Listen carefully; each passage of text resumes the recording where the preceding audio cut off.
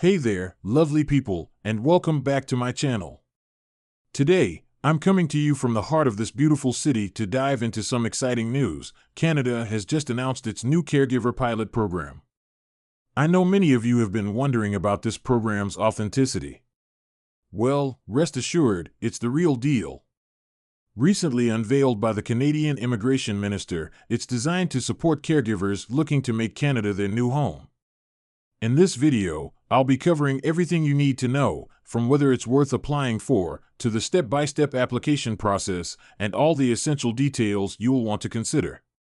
So, stick around because you won't want to miss out on this important update. Let's get started. Firstly, I want to inform you that Canada does not recognize caregiver training obtained outside the country. Even nurses trained abroad face challenges in obtaining licensure here. Scammers and schools may falsely promise that training abroad will help you get to Canada, but this is not true. If you must train outside Canada, ensure it's at least 1 year long, even though they mention 8 months. This training must be evaluated by a Canadian authorized organization like WES or ICAS, but even then, it often isn't considered equivalent to Canadian education. International nurses might benefit more because their education is typically longer and more rigorous. For other caregivers trained outside Canada, it's usually a waste of time and money. Another point to consider, don't get overly excited about this program. It's not new, similar pathways have existed before. In 2021, many people who entered Canada illegally from the US were absorbed into a similar program after applying for asylum. Canada is currently dealing with a high number of temporary residents, about 2.5 million as of February this year, including visitors, international students, and those on work permits. The country needs immigrants due to its aging population and the upcoming 2026 World Cup. Therefore, they create pathways to convert temporary residents to permanent ones.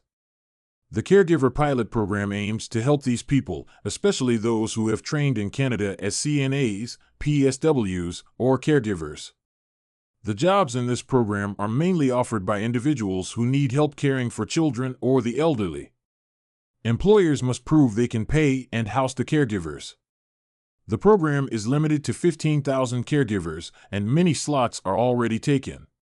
Most employers prefer hiring within their own communities due to language and cultural reasons, making it more challenging for others to get these jobs. In summary, the chances of being recruited through this program is low.